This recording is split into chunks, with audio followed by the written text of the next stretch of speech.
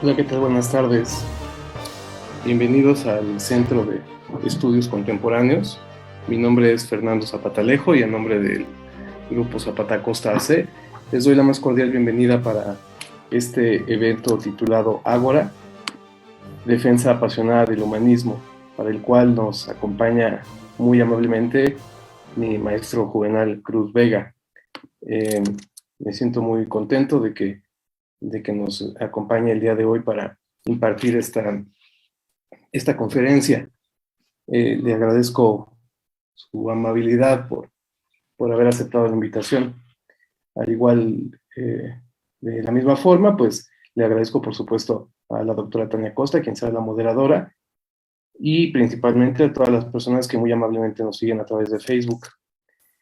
Sin más, pues bueno, los invito a que visiten nuestro, nuestra página de internet, mxsec.com, y nuestro perfil de Facebook. Nos encuentran como Centro de Estudios Contemporáneos. Les agradezco nuevamente por acompañarnos. Muchas gracias, Juvenal, y adelante, Tania. Muchas gracias al maestro Fernando Zapatalejo por la bienvenida y por supuesto a ustedes por acompañarnos a esta ágora titulada Defensa Apasionada del Humanismo con el maestro Juvenal Cruz Vega, a quien, bueno, pues le damos la bienvenida al Centro de Estudios Contemporáneos. Y bueno, ustedes durante la ponencia van a poder escribir sus comentarios y preguntas en el chat del Facebook del Centro de Estudios Contemporáneos y al final yo se las haré llegar a nuestro querido maestro. Entonces, leeré una reseña curricular. Tendré que dejar fuera muchas actividades, muchos textos, múltiples conferencias por cuestiones de tiempo, pero bueno, el currículum del maestro Juvenal es extenso y también muy impresionante, ¿no? Él es director general de la Academia de Lenguas Clásicas Fray Alonso de la Veracruz. Estudió Humanidades, Filosofía y 2 años de Teología en el Seminario Palafoxiano de Puebla. La licenciatura en Filosofía en la Universidad Pontificia de México. Es maestro, escritor, conferenciante, catedrático de literatura, historia, filosofía y lenguas clásicas. Es políglota y humanista nacional e internacional. Comunicólogo en radio y televisión, donde ha participado en más de 1000 entrevistas. Es autor de 39 libros, tiene ya preparadas varias conferencias escritas e inéditas. Colabora permanentemente en la HR 1090 AM en el programa Así es, desde hace 13 años. Y en Puebla TV en los programas Vive Mejor y En Conciencia. Se ha destacado como profesor de griego, latín y humanidades clásicas, no solo en la Academia de Lenguas Clásicas, sino también en universidades como la UAP, UPAEP, La Salle, el Seminario Palafoxiano, entre otras instituciones. Es creador del método ecléctico analógico, el cual ha sido aplicado a la enseñanza de las lenguas clásicas y modernas. También ha organizado coloquios nacionales e internacionales. Dentro de los nacionales encontramos Humanismo, Humanidades y Hermenéutica en la Academia de Lenguas Clásicas. Igualmente, 5 coloquios internacionales sobre el mismo tema, 5 simposios nacionales, Antigüedad y Universidad y muchas otras actividades académicas. Su trabajo más destacado ha sido como docente de griego, latín y morfosintaxis comparada de la lengua española por 28 años consecutivos. Tiene ya preparadas 2 libros, Propedéutica de la Filología Griega y Propedéutica de la Filología Latina. Dentro de sus múltiples conferencias, menciono solo algunas, una magistral titulada La reconstrucción de la noción de humanidades a partir de la paideia y de la humanitas en el marco de la jornada filosófica Leibniz Facultad de Filosofía Benemérita Universidad Autónoma de Puebla, y también los valores humanos en la formación de docentes y padres de familia de la Universidad de Música Pacelli en Puebla también.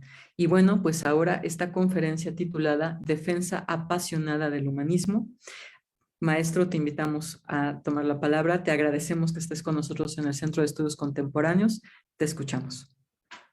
Antes anthropoi tu eidenai oregon tai fisei. Semeion schetonai sesion agapesis.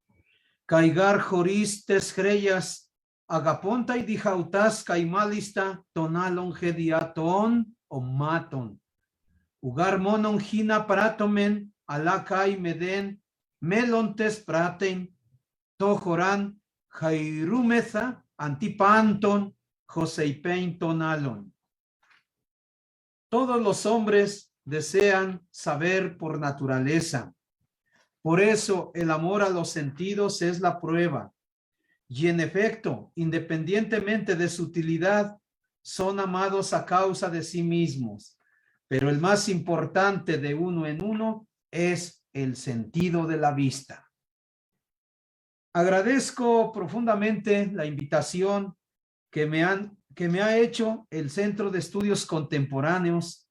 Singularmente, agradezco al equipo organizador, a los maestros Fernando Zapata Alejo y Tania Acosta Ayala, subdirector y directora del Centro de Estudios Contemporáneos. Hoy me da harta emoción poder compartir mi experiencia como docente y como investigador de las lenguas clásicas y de la filosofía. Igualmente, es una alegría inmensa poder compartir un trabajo cuyo proyecto es original porque nació desde México para el mundo. En esta disertación he reunido muy apretadamente varios de mis trabajos y conferencias que he ajustado para esta reflexión. En primer lugar, haré una revisión sucinta y sinóptica de lo que he venido exponiendo sobre el humanismo. Luego haré una exégesis de las palabras sabiduría y conocimiento en relación con el alumno y el maestro. Y en tercer lugar hablaré del ideario del humanismo a través de la escuela. Revisión sucinta y sinóptica del humanismo. En las últimas disertaciones que he venido elaborando y dictando en instituciones públicas y privadas, también en conversaciones en los medios de comunicación, se me ha cuestionado sobre la polisemia y sus relaciones semánticas de la palabra humanismo. Casi siempre cuando oímos esta palabra humanismo, el oyente quiere saber inmediatamente qué es esto. Incluso hasta en forma de murmuración y algunos hasta de burla, se me ha referido al ver que la mayor parte de instituciones religiosas, partidos políticos, líderes, conferenciantes, etnias, pueblos, naciones, se declaran ex cátedra humanistas, lo sean o no. ¿Qué es pues el humanismo? Es una palabra tan añeja como el mismo hombre. La palabra humanismo es clásica, es medieval, es renacentista, moderna y contemporánea. Es griega, latina, europea, latinoamericana, prehispánica y mexicana. El humanismo es una palabra mundial, cotidiana, rica en significado, en vida, propuestas, valores, conocimientos, instituciones, pueblos y naciones. Es una palabra culta por sus fuentes literarias, semiculta por el uso impreciso en los medios académicos y popular porque allí se reduce a pragmatismo, relativismo y a varios ismos que heredamos del positivismo. Si miramos el humanismo desde México actual para el mundo a través de la memoria histórica, pasaremos por varias tradiciones desde las escuelas y las fuentes de la tradición humanista y en sus vertientes concretas. Históricamente desde el México contemporáneo.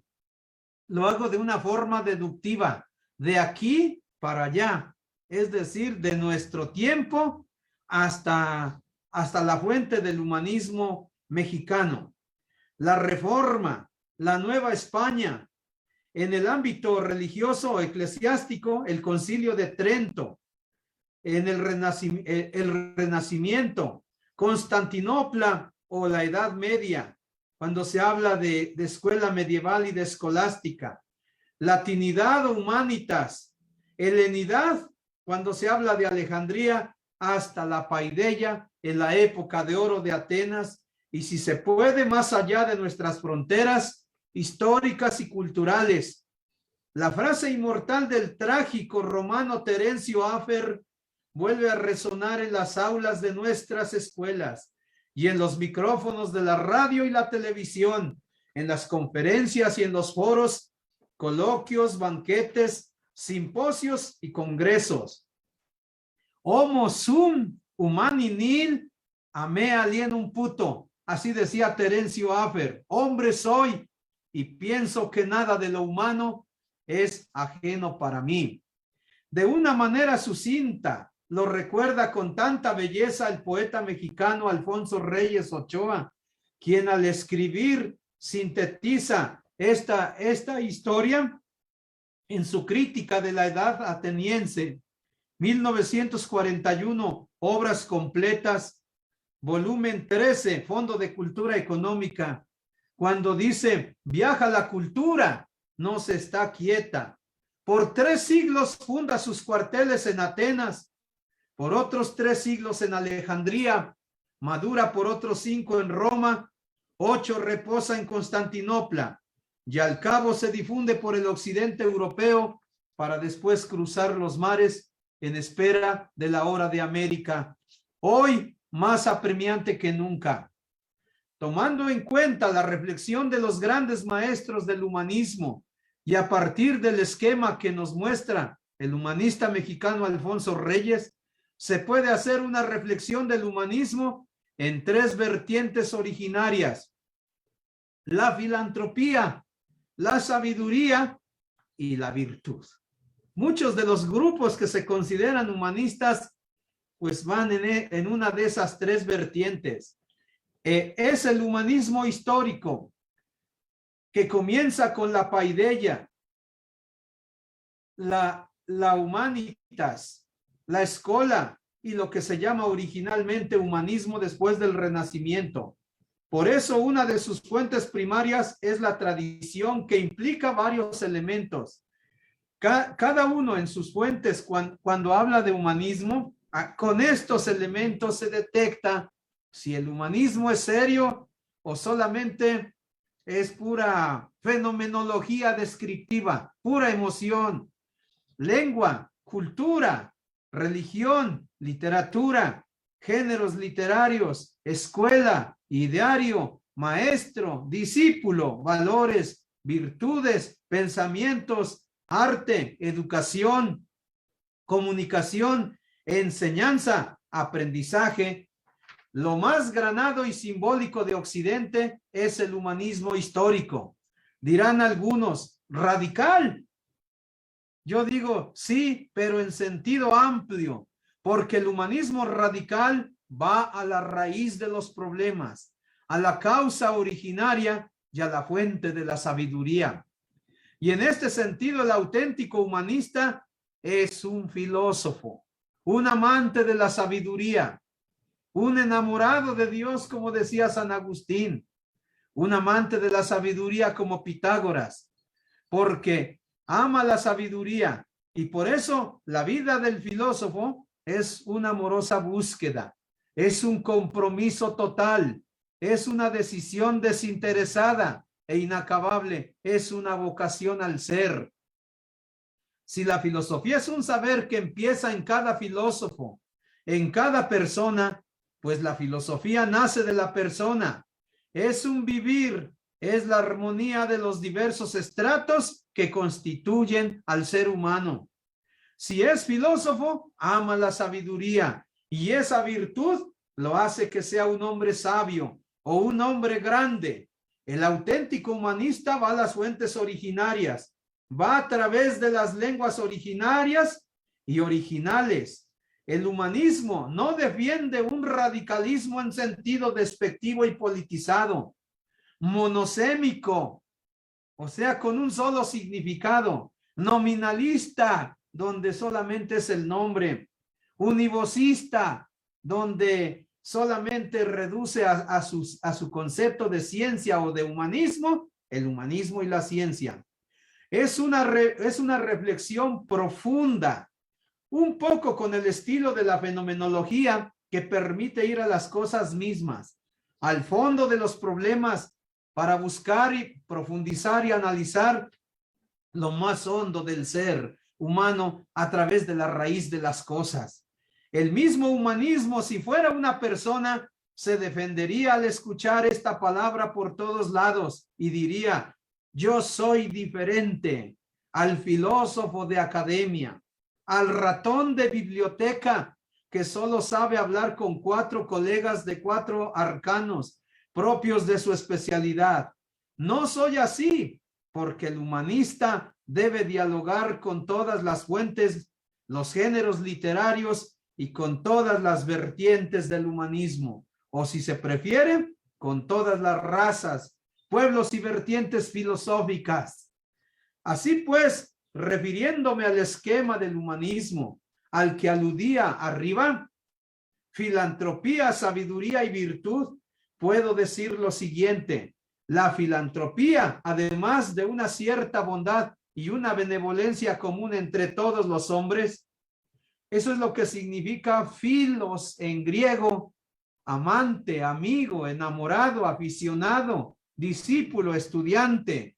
Anthropos en griego quiere decir hombre como ser humano. Por eso, esa benevolencia se vuelve una misericordia a los pobres. Es decir, miser, pobre, y cordis, corazón con los pobres, pero con los pobres olvidados, abandonados, incomprendidos y no aprovechados. Es una sabiduría viva que se transmite de persona a persona, de tú a yo y de yo a tú, para que los valores se hagan unos otros. Ahí está el personalismo. Esa sabiduría es la geliquía, es decir, la palabra griega que usaron los 7 sabios de Grecia, que significa edad. Y entonces es la sabiduría que se va adquiriendo con la edad, a como uno va creciendo. Es la sabiduría que también habla San Lucas cuando se refiere al conocimiento de Jesús. Es la etas de la que vierte San Jerónimo en la Vulgata. Es la sabiduría que se asimila con la edad a través del crecimiento en la casa y en la familia, en la cual los maestros son los padres y los discípulos son los hijos. Es la vida concreta y existencial de una persona y de un personaje que no se reduce a mera cronología y estadística, así como sugiere mi maestro, el doctor Guillermo Hernández Flores, en la introducción de su libro Propedéutica a la filosofía de Mauricio Beuchot. Dice: la vida habla en la biografía de los hombres, sin embargo, pobre su comprensión cuando son solo datos y fechas del texto de su lectura. A la vida hay que leerla siempre como entre líneas, menos como quien calcula y más como quien adivina el misterio. El espacio complejo, temporal, no es, al menos no todo, ni el más determinante, el verdadero texto de la vida humana.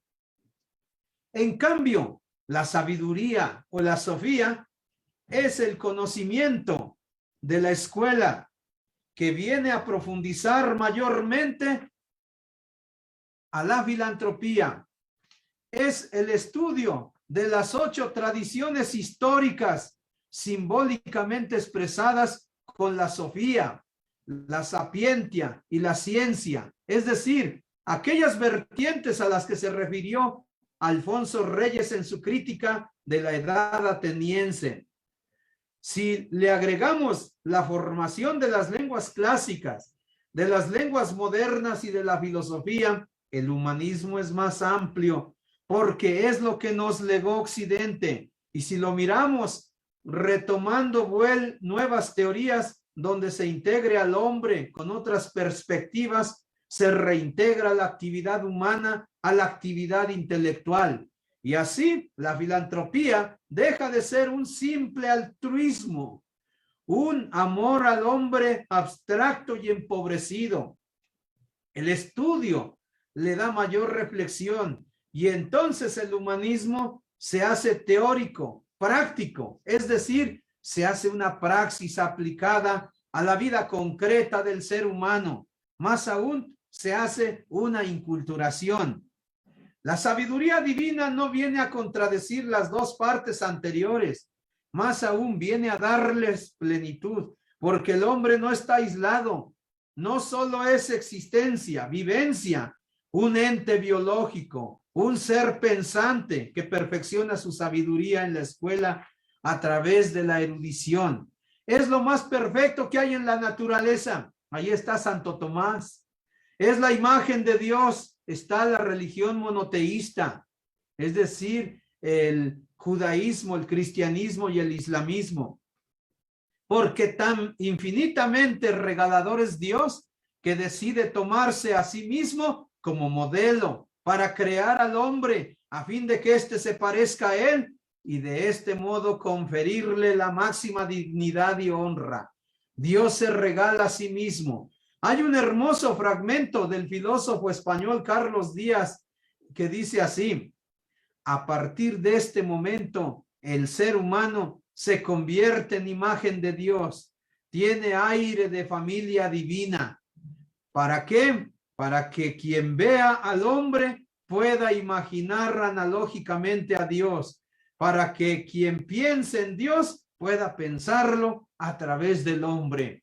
Me refiero al filósofo del personalismo comunitario de la Universidad Complutense de Madrid, también con quien he tenido una cercanía muy estrecha. Visto así, el humanismo puede llevar consigo una seria axiología, fundada en la filosofía del hombre, en la metafísica y en la filosofía del absoluto. El valor de la persona y el valor del amor que sostiene el núcleo del humanismo le da un sesgo eminentemente profético, porque los valores, si son humanos y universales, han de ser trascendentales y nunca conocerán la decadencia.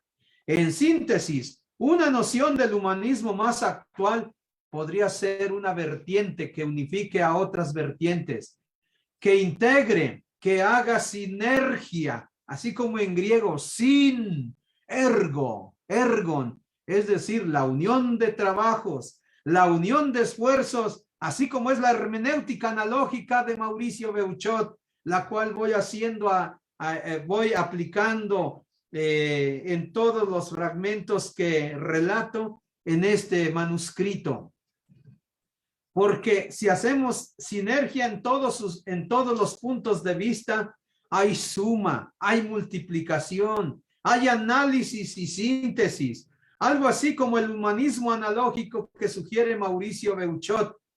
En una de las últimas entrevistas que le hice a mi maestro Mauricio Beuchot, le pregunto sobre el humanismo, sobre toda esta diacronía y sincronía de la que hoy estoy comentando. Y dice así: el humanismo vuelve cada vez más fuerte. A pesar de las críticas de Heidegger en su carta sobre el humanismo, discípulos suyos como Ernesto Grassi se han opuesto al maestro. Se ve la necesidad de un nuevo humanismo. Desde mi perspectiva filosófica, tiene que ser un humanismo analógico, que no vaya contra la ciencia o técnica, pero que rescate los valores más altos del ser humano, que es lo que ahora nos hace tanta falta. Un poco sobre la sabiduría y el conocimiento en relación al alumno y al maestro. Porque los que debemos estudiar el humanismo con seriedad somos los estudiantes, somos los académicos. En esta segunda intervención me apoyaré de la lectura de dos autores grandes del pensamiento occidental, Aristóteles y San Agustín. El primero tomado de la metafísica y el segundo de las confesiones. Al principio, en el exordio de esta disertación, compartí este texto de Aristóteles que dice: Pantes anthropoi tu eidena ioregon tai phise. Todos los hombres desean saber por naturaleza. Y de San Agustín puedo decir este texto: Magnus es Domine, et laudabilis valde, magna virtus tua, et sapientia tuae non est numerus, et laudare te vul homo, aliqua portio creaturae tuae, et homo circumferens mortalitatem suam, circumferens testimonium peccati sui, et testimonium quia superbi resistis, et tamen laudare te vul homo aliqua portio creaturae tuae. Tu escitas laudare te delectet, quia fecisti nos a te, et inquietum escor nostrum. Donec requiescat in te, da mi, o Domine, scire ed intellegere, utrum sit prius invocare te, an laudare te, ed scire te, prius sit an invocare te. Ese fragmento muy hermoso cuando dice: grande eres, oh Señor, y muy digno de alabanza. Grande es tu poder y tu sabiduría no tiene límite. Y el hombre, pequeña parte de tu creación, pretende alabarte.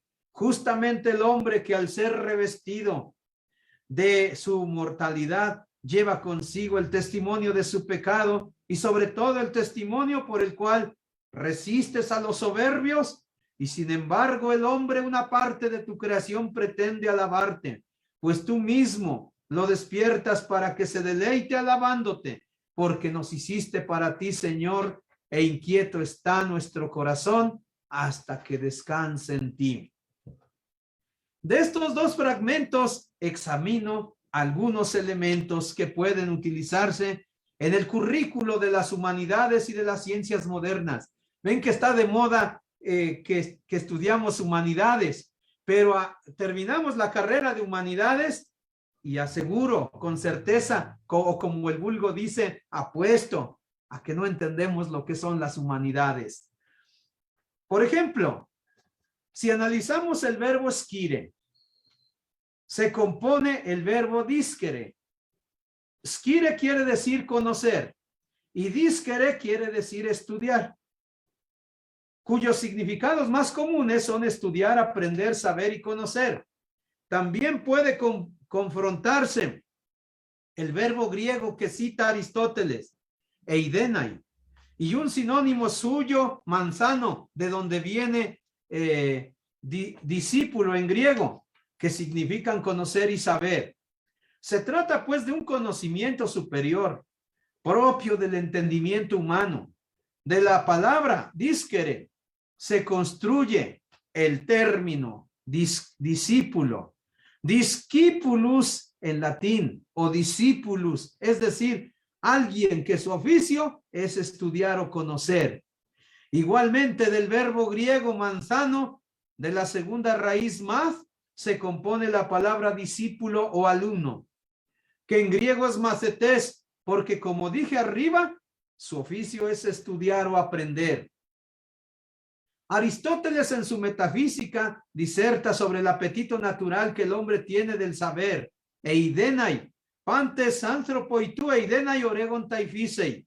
La versión latina lleva consigo el correspondiente de eidenai, es decir, scire, omnes homines scire natura desiderant.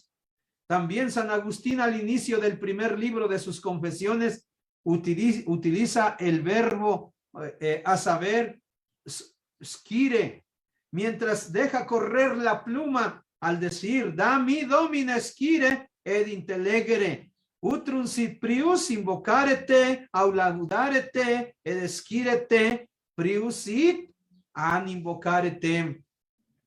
Así pues, los verbos en las tres lenguas, saber, conocer, estudiar, scire, eidenai y manzano, simbolizan un conocimiento especial propio del entendimiento humano, un conocimiento superior y fundamental en el cual se reúnen aquellas majestuosas palabras de la tradición educativa: paideia, helenismo, humanitas, latinitas, romanitas, cultura y humanismo. Vean allí, con estas palabras aludí a 20 siglos de pensamiento, 16 hasta el Renacimiento y los 6 siglos antes de Cristo, 22 siglos de pensamiento. Mejor aún, Sofía, sapientia y ciencia, Sofía con los griegos, sapientia con los romanos y ciencia con el Renacimiento.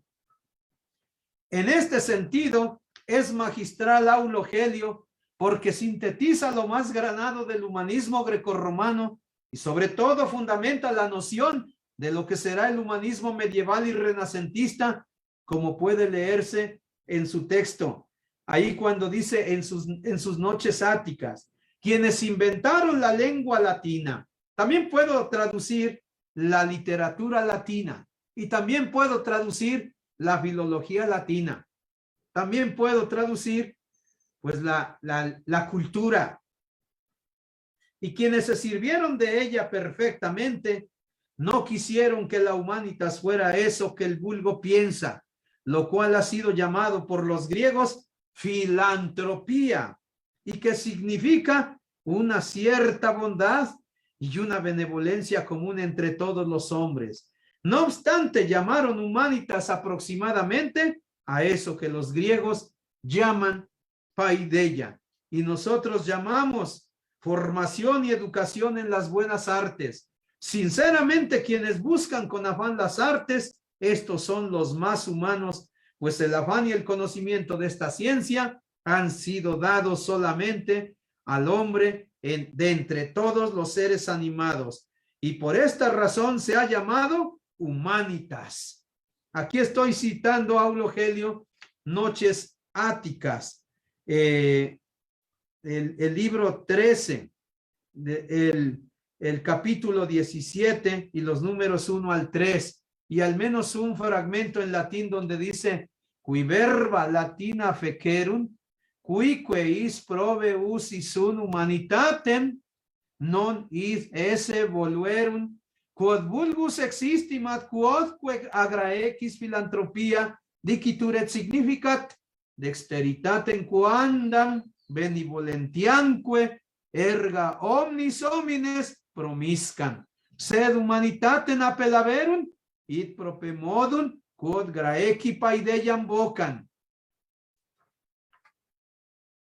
Cuando vemos al filólogo y jurista español Álvaro Dors, uno de los más eruditos en derecho romano, y cuando está hablando de la paideia y de la humanitas, y refiriéndose al texto de Aulo Gelio, dice, estas palabras deben interpretarse en sentido amplio de cultura enciclopédica. Al menos hay que entender esto por humanismo. Fíjense. Y sigo en la cita. Para los romanos comprende, además de aquellas primeras doctrinas, gramática, poética, retórica, geometría, aritmética, música y gimnástica, unos conocimientos de índole jurídica, religiosa, político, militar y filosófica, vinculados entre sí para formar una unidad armónica, fundamento de la verdadera cultura y capaz de configurar sobre el presupuesto de sus dotes naturales eminentes el arquetipo humano aureolado de aquel nescio quid praeclarum ac singulare. Ahí estoy citando a Álvaro Dors en la introducción al libro de Marco Tulio Cicerón en defensa del poeta Arquías, porque el poeta Arquías es el que más explicó en qué consiste el humanismo cuando en Grecia se dice paideia y cuando en Roma se llama humanitas. Entonces, en esta misma línea, fíjense, hay un autor que se llama Víctor José Herrero, dice, hay un discurso de Cicerón, el Proarquia, que todo él no es más que un pretexto para entonar un canto de alabanza en torno a esa humanitas. Grecia y Roma juntas han inspirado el pilar más grande del pensamiento por medio de la paideia y la humanitas. Las dos culturas se deben mucho una y otra. Las dos se necesitan. Solo así tiene plenitud y comprensión lo que bellamente había expresado el poeta Horacio cuando decía en sus epístolas 2, 1 y 156 y siguientes: Graecia captam ferum victorem cepit ed artes intulit agresti latio. Y que traduzco así: Grecia capturada atrapó a su rudo conquistador e introdujo las artes en el Lacio salvaje. Es verdad que Roma antigua y el Imperio Romano han desaparecido, pero no su obra, porque han quedado muchos inventos suyos, pensamientos, obras de arte, escuelas, tradiciones y costumbres heredadas. En este pueblo ejerce una gran influencia en nuestras costumbres y pensamientos, como podemos ver en todo el lenguaje científico, en los cognados, etcétera. Hay un abundante contenido en aquello que el poeta Horacio decía de los griegos y en lo que el cristianismo asimiló de las dos culturas avanzadas en el proyecto de la cultura y de la civilización.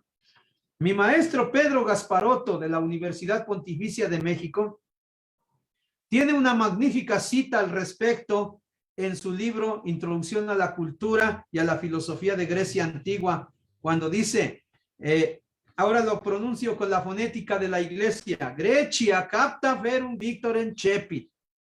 Es decir, Grecia conquistada conquistó a su feroz vencedor. Helenización de Roma. Entra en Roma la filosofía griega.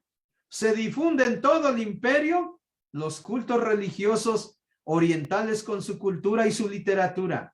Los romanos tenían actos de culto en varias lenguas, mientras que Grecia venció a Roma en el campo cultural y literario. El judaísmo y el cristianismo vencieron a Grecia y a Roma en el campo religioso, metafísico y ético, cambiando profundamente la historia religiosa de Occidente europeo. Ahora, la posmodernidad hizo que cambiara todo esto, no solamente Grecia y Roma, sino también el cristianismo lo está cambiando por nihilismo, por pragmatismo, por hedonismo y más fuerte, por negligencia. De esta forma puede apreciarse mayormente una noción amplia de humanidades, de humanismo y de ciencias humanas. A partir de la palabra humanitas y de los términos con los que hemos hecho armonía, se desarrolló más tarde la noción de humanidades cuando los franceses acuñaron esa palabra del genitivo singular de humanitas, es decir, humanitatis, con lo que se denotan los grandes géneros de las letras clásicas, a saber, hoy las humanidades son poesía, filosofía, biografía, oratoria, épica, tragedia, comedia, historia, medicina, prosa, botánica, política, fábula, etcétera. Por eso cuando luego voy a reflexionar sobre esta palabra, me dicen, ¿eres humanista o eres político? ¿Eres humanista o eres fabulista? ¿Eres humanista o le haces al filósofo? ¿O eres teólogo? ¿Eres humanista o eres poblano?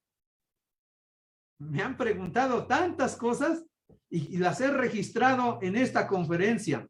Por eso puede hablarse de las fuentes de las humanidades, que no son otras sino las obras redactadas en griego y en latín. Y por analogía, por relación y semejanza, las obras redactadas originalmente en hebreo, sánscrito, náhuatl y español. Pero volviendo a la idea anterior de hacer exégesis de la palabra, pasemos al estudio que nos acerca más al humanismo en la actualidad. Puede apreciarse una mayor especulación para reconstruir una teoría que implique el humanismo aplicado en la formación del alumno y la reformación del maestro. Miren, esta tesis es histórica y también anecdótica. Estaba platicando con mis dos maestros, el doctor Guillermo Hernández Flores y el doctor Justino Cortés Castellanos, un día en nuestros desayunos de los jueves del Sambors y del VIPS.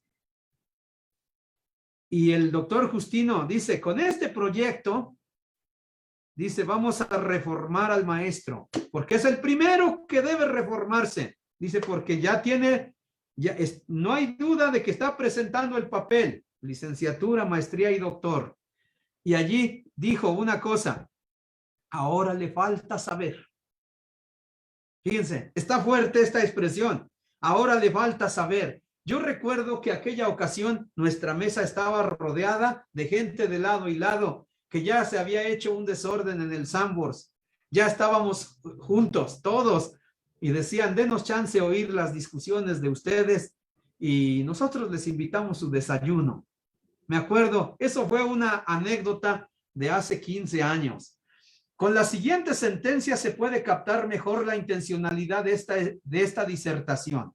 El objetivo o el propósito del humanismo, estudiar para enseñar. Vean el paso de ser alumno a ser maestro. Enseñar para entender.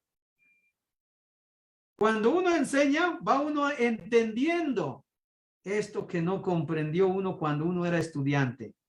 Y finalmente, estudiar, enseñar y aprender para servir mejor a la patria, a la humanidad y a Dios. Los tres propósitos que recuperamos del humanismo histórico.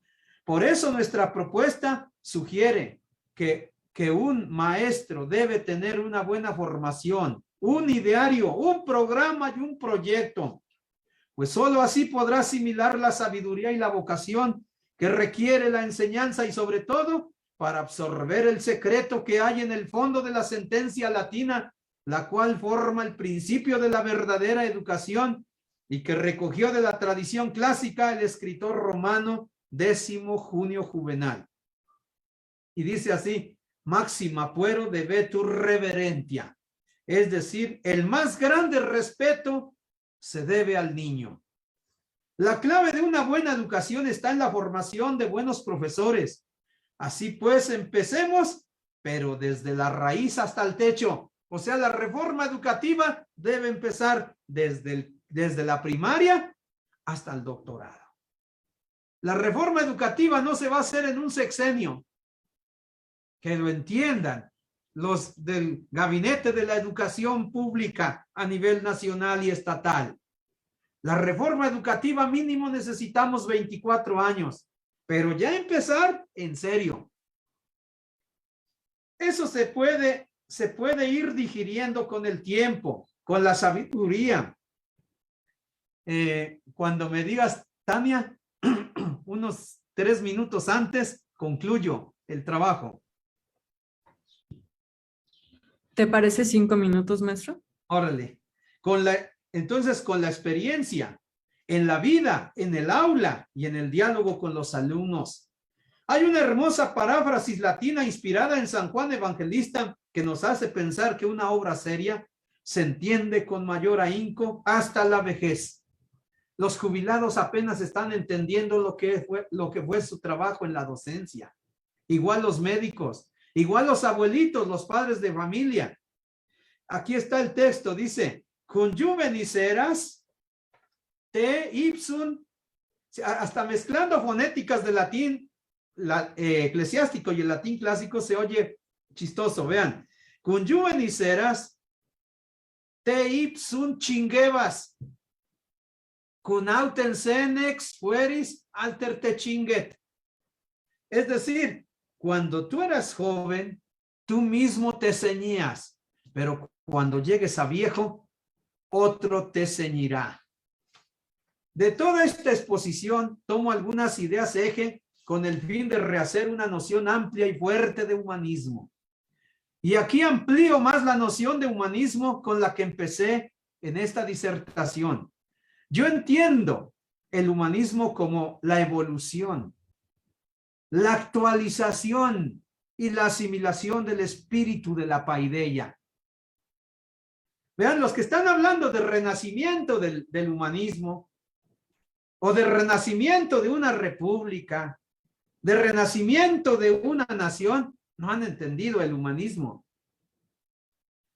La humanitas, el espíritu de la humanitas, de la cultura medieval, del humanismo, o sea, como el humanismo como movimiento cultural, el siglo XVII, el pensamiento novohispano y el humanismo cristiano con sus características fundamentales: escuela, lengua, literatura, plan de estudios, ideario, maestro, discípulo, valores, costumbres, pensamientos, etcétera.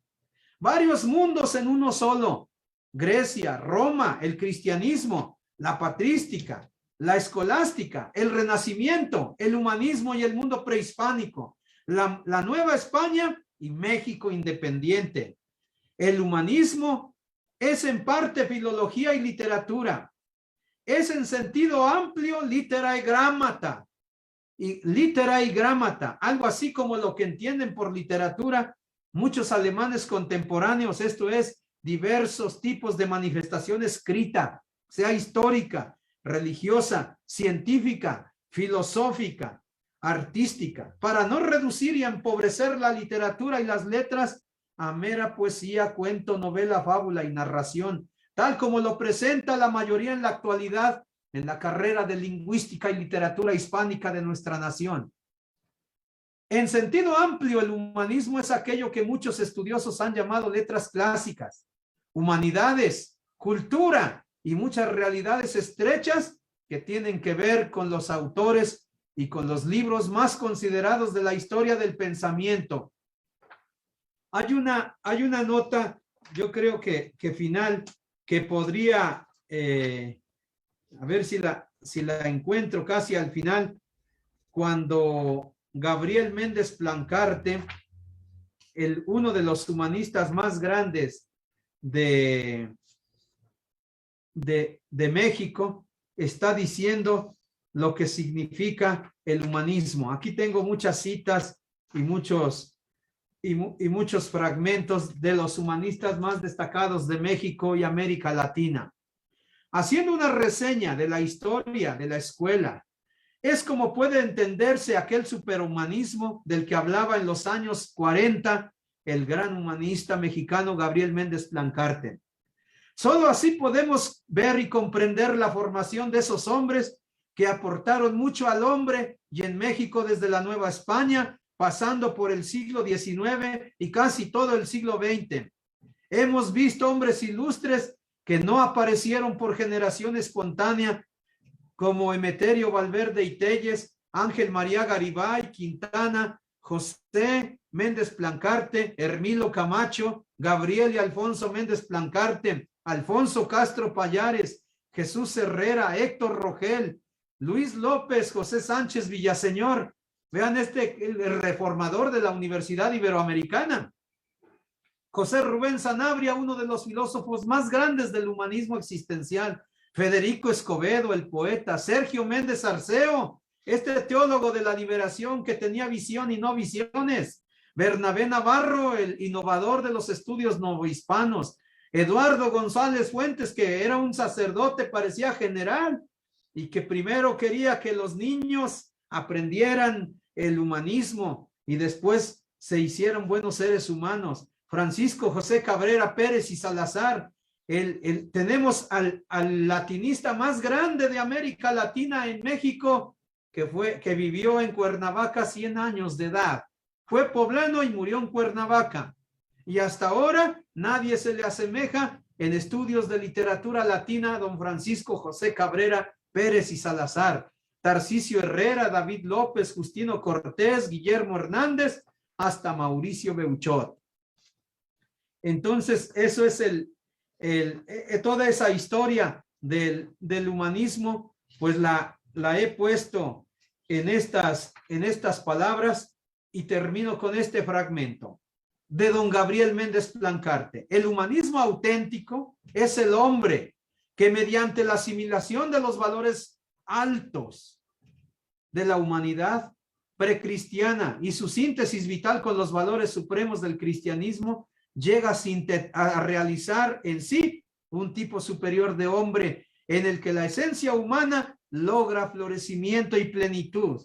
Para el genuino humanista, el estudio de las lenguas clásicas no es fin, sino medio, no meta, sino punto de partida, no mazmorra ni cárcel, sino ventana luminosa abierta al pasado y ancho camino abierto al porvenir. Por el dominio del griego y del latín, el humanista se hace capaz de penetrar en una vasta zona de la cultura humana, cerrada al que no posee aquellas lenguas, desde la Hélade prehomérica que floreció en Creta y en Micenas, hasta la Edad Media y el Renacimiento italiano, pasando por la Grecia de Platón y de Pericles, por el helenismo que irradió desde Alejandría, por la urbe imperial de Horacio y de Augusto, por la Roma cristiana de Pedro y de las catacumbas. No un mundo, sino varios mundos culturales, el griego, el helenístico, el latino, el cristiano, occidental de los 15 primeros siglos de nuestra era, el bizantino, permanecen casi herméticamente inaccesibles para quien ignore a las lenguas clásicas. Pero el humanista no penetra en esos orbes como quien entra en una tumba egipcia y se queda absorto ante la hierática rigidez de las estatuas faraónicas y de las momias que no conservan más que una mueca de muerte, que en vano pretende eternizar el gesto y la pulsación de la vida. El humanista va al pasado, pero no se instala en el pasado. Va al pasado solo para beber en la fuente viva, que bajo los escombros de los siglos bárbaros sigue manando indeficientemente y eterna como los arquetipos platónicos. Va al pasado para fecundar el presente y alumbrar el porvenir. Lingüística y filología comparada, arqueología y erudición de todo género son sus auxiliares, pero nada más que auxiliares, instrumentos de trabajo, dóciles servidores subalternos. El mero arqueólogo, el simple lingüista, el puro erudito no son humanistas, sino anticuarios, no son arquitectos, sino albañiles del humanismo. Humanista es quien sin mengua de la filial devoción a la patria debe ser y sentirse un ciudadano del mundo, un ciudadano de la nación que trabaje por amor al hombre, por amor a la patria y por amor a Dios. Muchas gracias. Muchas gracias, maestro Juvenal. Pues saludos de Verónica Alejandra. Maestro, es un placer escucharlo.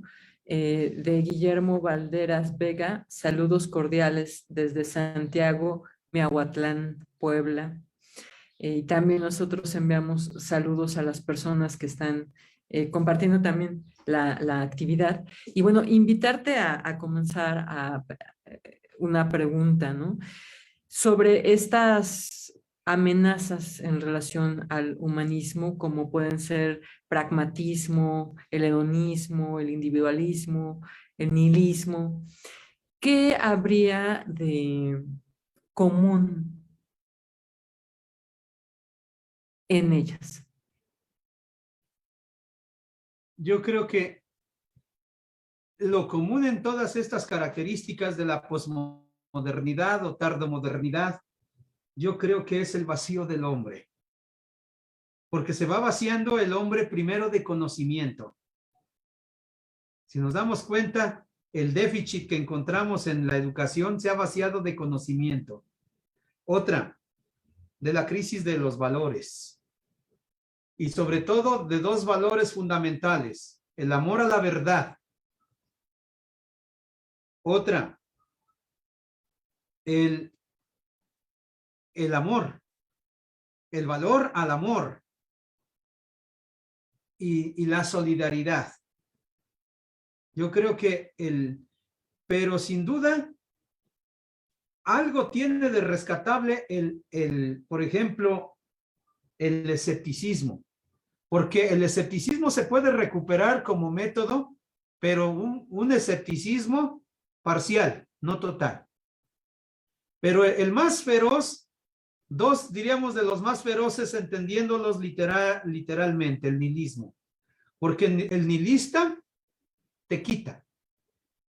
El nihilista te destruye. ¿Sí? El nihilista castiga. ¿Sí? Pero, y el nihilista no hace. Solamente va castigando. Y el pueblo va aplaudiendo. Va destruyendo. Y el pueblo va aplaudiendo. Puede ser pueblo en sentido amplio. Desde la casa, desde una familia, desde la escuela, desde el templo, desde la institución y desde el mismo Estado. Pero el más, diríamos que el más feroz, en el que no tiene nada de común con nada, es el centralismo o la negligencia. Porque puede estar, por eso le puse defensa apasionada del humanismo. Si con toda la pasión que le metemos al humanismo no te conmoví para estudiar un poquito las letras, los valores, la historia, en los griegos, en los medievales, en los renacentistas, en los prehispánicos, para revisar toda la sabiduría que vivieron nuestros ancestros, pues la negligencia es a la que le han huido pues todos los genios. Hay un discurso que hizo San Pablo en el Areópago, y ese discurso, cuando lo traduje al griego, al español, y ese se los voy a dar en el diplomado, ese texto, todo el discurso completo, y voy a ir ahí palabra por palabra y oración por oración, y lo voy a ir haciendo con palitos. Allí voy a descargar mis 28 años de experiencia en la docencia. Allí. Y allí Pablo también vio la indiferencia de los atenienses en todo un discursazo del humanismo cristiano. Es decir, del proyecto de la evangelización de Jesús, y vio la negligencia.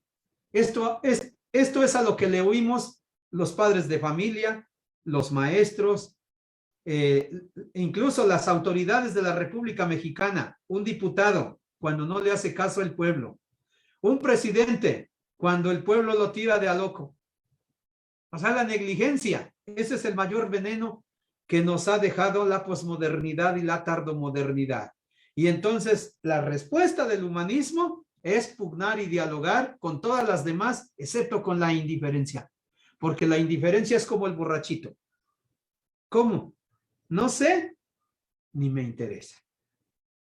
Así es, cuando yo comenzaba a difundir las lenguas clásicas, yo comencé en las facultades de filosofía, en las de Puebla, en la Autónoma, en la Ibero, en las Américas, incluso en el seminario y en la Secretaría de Cultura.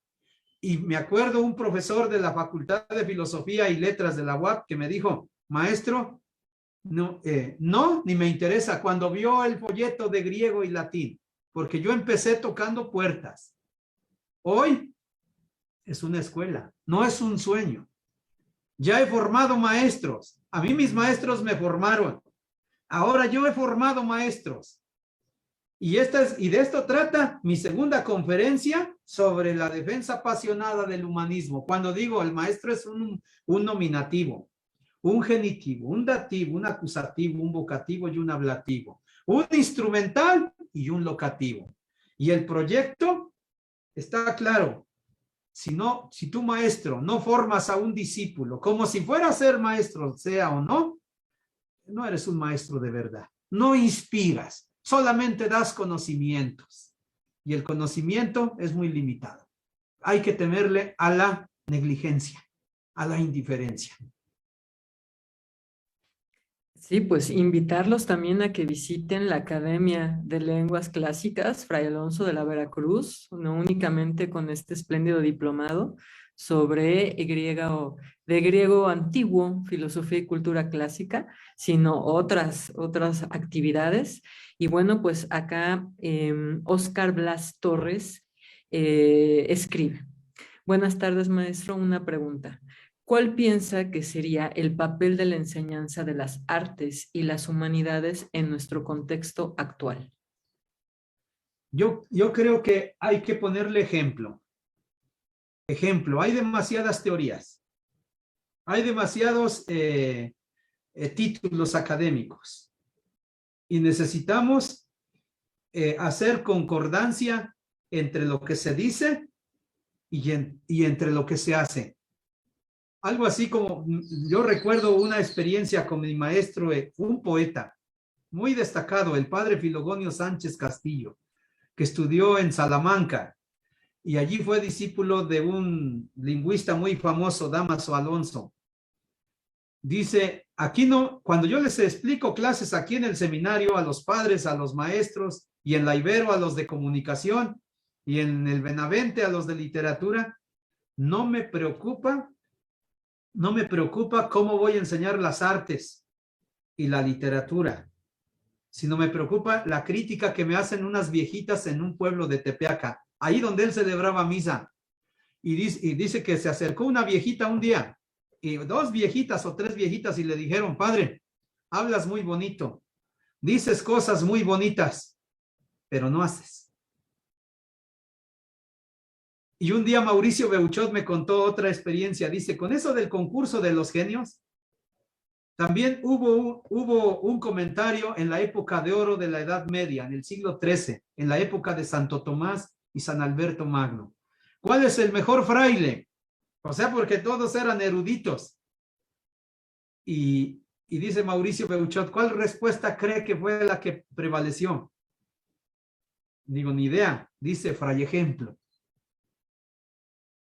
En una conferencia en la Autónoma de Tlaxcala, cuando me dijeron, oiga, compañero, comenzaba yo a sacar esta conferencia tal vez de 5 cuartillas. Hoy es un libro. Y me decía, oiga, compañero, cuando yo lo oigo hablar así, me suena como a un medieval. Y me suena como a un radical. Y yo dije, me acordé de estas palabras de Mauricio Beuchot y de Filogonio Sánchez. Si es, y también de las características de la posmodernidad, es decir, el escepticismo, el relativismo, el pragmatismo y sobre todo la negligencia.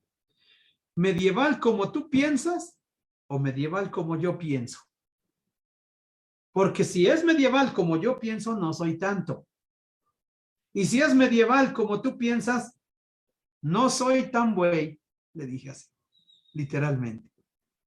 Entonces, el juego de palabras, allí también en lo radical. Ven que el concepto radical como que pega más el que anda circulando en la política y el que anda circulando en la religión.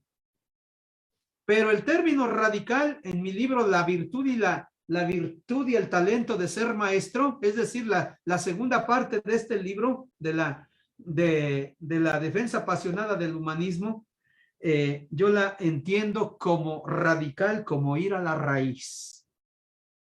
Para encontrarse con el arjé, para encontrar el fundamento de los valores, para dialogar con 1, con 2, con 3 o más y de diversas vertientes. Pero sin darle más vueltas al asunto, yo creo que el ejemplo, el testimonio con tus alumnos, con tus hijos, con tus feligreses, con tus amigos, con el pueblo, si le toca a un político. Ese será el éxito, el ejemplo, el éxito de una obra. Bueno, pues un enorme punto el que se abre, porque ¿qué habría entre decir y hacer que es al mismo tiempo tan potente que se puede, digamos, como suspender o quizá aplazar o quizá, digamos, como retirar, pensando en estas cualidades de la posmodernidad o tardomodernidad, en donde pareciera que decir y hacer no tienen un vínculo o está roto o está en vías de poder resurgir, de poder mostrar su potencial. ¿Cómo pensar esta relación entre el decir y el hacer? Sí, hay que pensarlo en un diálogo, ¿sí? En un diálogo donde hay que escuchar al otro, ¿sí? Donde se aplique, por un lado, el autoconocimiento, ¿sí? Primero, como punto de partida, el autoconocimiento. Primero, el conocimiento de uno mismo. Y luego en el diálogo, el conocimiento de la otra persona. Y también algo así como lo que plantea Edith Stein en su tesis de doctorado, ¿sí? Sobre el problema de la empatía. Hay que como meterse también en la mentalidad del otro para poder comprender, ¿sí? Para poder comprender el déficit o poder comprender también las virtudes del otro, para pensar que no es uno el que lleva la sabiduría, sino también vas a dialogar de tu sabiduría con la otra sabiduría y hacer una sinergia. ¿Sí? Todo este trabajo, estas preguntas que me vas haciendo, Tania, yo creo que me fueron surgiendo también del diálogo con los otros. Yo hice mi proyecto escrito y cuando recibo preguntas o cuestionamientos, hasta modifico el trabajo. ¿Sí? Porque una cosa es lo que uno conoce y otra cosa también el conocimiento de la otra persona. Por eso yo creo que las características del método ecléctico analógico ayudan mucho, es decir, cientificidad, interdisciplinariedad, normatividad, criticidad, ahí el cambio de metodologías o el intercambio de metodologías y sobre todo la aplicabilidad para que el conocimiento salga de uno mismo y se vuelva trascendente. Ese es uno de los principios y objetivos fundamentales del humanismo. Jäger decía que si el humanismo no es trascendente, nunca fue humanismo. Ahora que mencionas esta cuestión de tus investigaciones, de la escritura, ¿qué lugar le das tú al método para la investigación? Pensándolo también en un entorno en donde en ocasiones carecemos de la posibilidad de acercarnos a un método para investigar y también de una dirección adecuada, ¿no?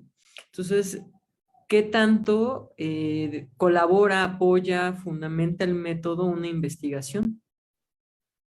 Yo creo que el método facilita el conocimiento y el aprendizaje. Facilita el camino, porque el camino es largo. Hasta la misma etimología de método. Metajo 2. Yo lo entiendo como el camino para llegar a la meta. Vi en un libro de metodología cuando explican la etimología de metodología y ponen metajo 2 y dice la etimología no dice mucho. No cito el libro nada más porque fue mi maestro el autor de ese libro y es muy famoso. ¿Sí? Allá por la Universidad Intercontinental, por allí anda. Ya falleció. Pero decía, la etimología no dice mucho.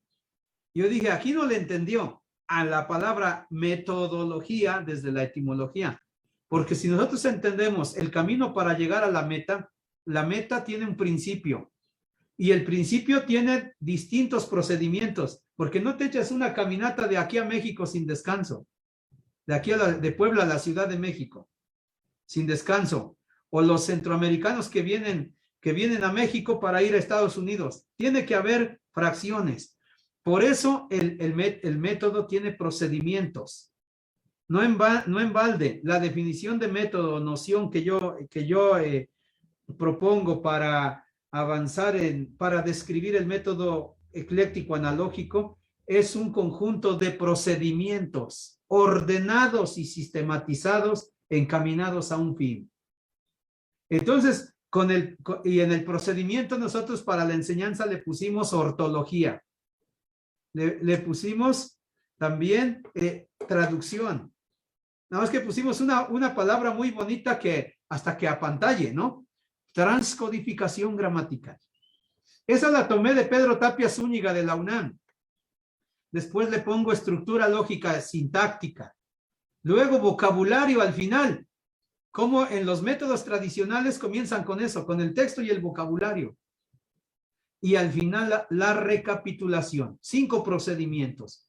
Ahora, si uno la aplica a la metodología, a realizar una tesis, te ayuda a encontrar rápidamente una delimitación del tema. ¿Sí? Te ayuda incluso con la recapitulación del método a hacer una metodología o una doxología, un conjunto de métodos. Y además, porque a veces se usa el análisis en la investigación, a veces se usa la síntesis, a veces se usa la inducción, a veces la deducción y a veces la comparación. Esa es la criticidad, el conjunto de métodos. Mi maestro, el doctor Justino Cortés, dice, ahora ya te puedo comentar, después de haber hecho mi tesis doctoral y de haber obtenido el premio extraordinario fin de carrera. Dice, ya me dijo uno de mis examinadores, ¿por qué me dieron el premio extraordinario? Eso dijo de Salamanca, España, mi maestro, el doctor Justino. Dice, por la metodología. Porque la metodología, sí, te lleva a la justificación de la investigación. La metodología tiene relación con la bibliografía. La metodología con el propósito, con la delimitación de la investigación. O sea que el método te dice a dónde vas a llegar. Yo con el método ecléctico analógico, en un conjunto de 3,000 textos en griego, yo dije, ya tengo el proyecto todo y tengo realizado todo por escrito. Estos libros que se ven aquí, atrás de mí, es la redacción del método ecléctico analógico a mano, en griego. Son 70 libros que he escrito por lo menos en 15 años. Así de, y ahí están los textos. Aquí, por ejemplo, el texto el que le atiné. Está muy largo este texto. No sé de qué. Es el texto 1496 de Diálogo de los Muertos de Luciano de Samosata. Al resolver los textos, yo ya sé a dónde va a llegar el alumno, aunque no traiga conocimientos de nada, ¿no? Pero siempre va a traer algo. Ya, es decir, ya recorrí el camino. Ya eché a perder métodos. Ya eché a perder alumnos en los primeros 10 años de maestro. Pero en los últimos 18 me han salido mejor. O tal vez los últimos 5 años de maestro. Ya hice maestros. Ya hasta me puedo morir. Porque yo ya sé que al morirme mi discípulo Roberto ya puede dar unas clases magistrales de griego. Mi discípulo, el maestro Porfirio Tepox, y así tengo otros 80 discípulos que he hecho a mis 52 años de edad. Tengo muchos discípulos y otros que estoy haciendo, pero con método. Traen mala investigación de la secundaria, primaria, secundaria, preparatoria y universidad. Por eso yo planteo esta defensa apasionada del humanismo como una reformación del maestro. Me ha tocado, mira, les digo la experiencia de un discípulo que tuve. Me dice, maestro, me dijo que cuando terminara de estudiar lo buscara. Ya tengo la licenciatura, el título en filosofía, en derecho, la maestría en ciencias políticas. Y estoy haciendo el doctorado. Pero me regañó mi asesor de tesis porque dice que no sé nada. Entonces nos echamos un día de plática. Nos fuimos a caminar por el centro histórico para plantearle de este proyecto. Dice, ya me decidí, voy a abandonar el doctorado 1 año. Y no importa que me quiten del CONACYT. Digo, ¿te volviste loco?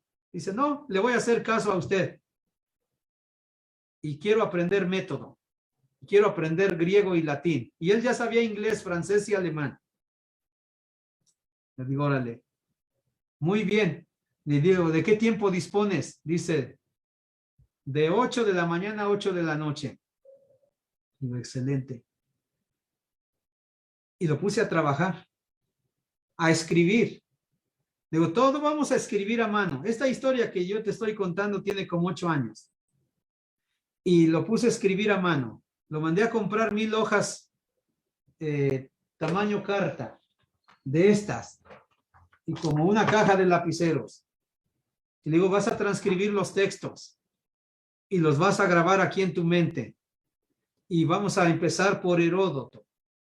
Y le iba diciendo, Jode Quiros, Jote Ende Caetes, Cayeti Enomiseto. Iba aprendiendo tanto, tenía una excelente memoria, dedicación y pasión, que un día me dice, oiga maestro, ¿y si hacemos el estudio morfosintáctico, pero solamente mental? Ya lo tengo aquí. por escrito. Vea mi carpeta. Son como 400 cuartillas. Pero si lo hacemos mental, le digo, órale, íbamos diciendo así, él y yo sentados en un café. Jode kiros joten de caetes, cayeti no miseto eina y gios tubucol. Hasta ahí. Y dice, ¿dónde encuentra el núcleo de la unidad sintáctica? Digo, epa y sen. Es un verbo conjugado, está en tercera persona singular, imperfecto, indicativo, voz activa del verbo paiso. Un verbo dental que significa jugar. Así vamos haciendo. Jo kiros está en nominativo singular masculino. Viene de kiros kiru, significa Ciro. Es el nombre y ahí le metíamos historia. ¿Quién fue Ciro? ¿En dónde aparecen las obras literarias Ciro? Terminó diciéndome, maestro, esto es otro doctorado. Lo que acabamos de hacer. Le digo, ahora sí, regrésate a la UAM. Y se tituló con summa cum laude con el doctor Sergio Pérez Cortés. Me estoy refiriendo al doctor Manuel Meneses. Se puede. O sea, borrón y cuenta nueva. Si no aprendiste en la secundaria nada o mucho, o en la licenciatura o en la maestría, se puede borrón y cuenta nueva. Si alguien logra con la enseñanza del alemán todo este proyecto, adelante. Pero allí está el riesgo, la influencia de la posmodernidad en las lenguas modernas. Han reducido solamente a hablar y a pura pragmática. Claro que también nosotros hacemos la lengua así viva.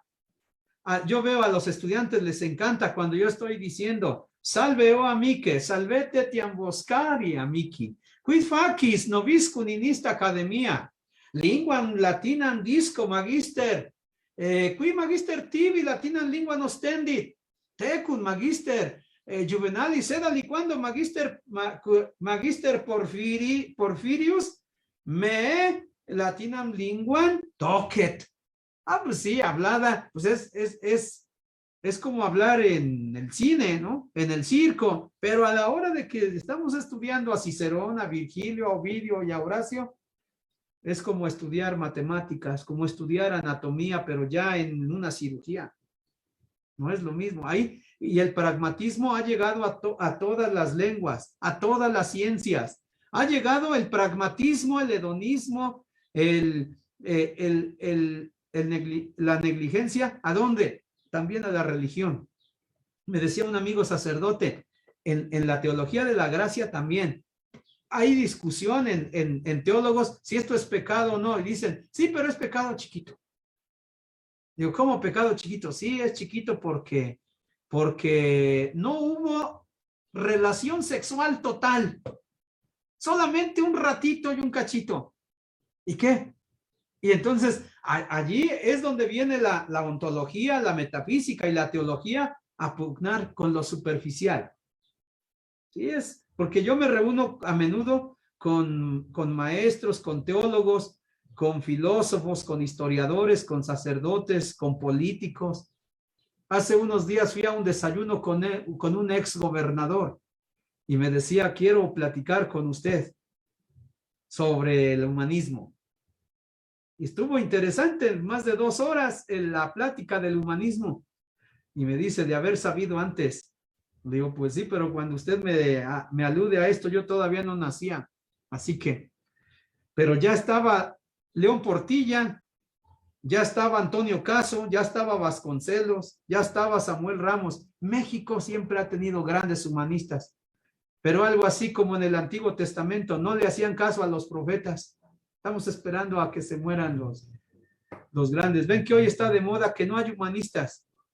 Yo luego tengo ganas de decir, no hay en tu gabinete, no hay en tu escuela, pero sí hay humanistas, pero hay que buscarlos. Tocando puertas. Así los encontré a ustedes, Tania y Fernando. No sé ni cómo, pero ya somos amigos, ¿no? Y hace poco nos conocimos y miren, ya estoy aquí dialogando con ustedes. Pues, muchas gracias, Tania. No, pues a ti, maestro. Un gusto tenerte acá en el Centro de Estudios Contemporáneos. Habrá otras invitaciones, por supuesto que sí. Es muy extenso el ámbito para escucharte. Y bueno, pues de mi parte, agradecerte que nos acompañes, al maestro Fernando Zapata, pues toda la apertura, la bienvenida a quienes estuvieron acompañándonos. Y bueno, pues yo me despido, por supuesto, invitándolos a que continúen nuestras actividades y a ti, una vez más, agradecerte, maestro Juvenal, ¿no? Muchas gracias. Muchas gracias, Tania y Fernando. Un abrazo desde la academia. No, no, al contrario, muchas gracias, maestro, por esta plática y presentación tan interesante y justamente tan apasionada.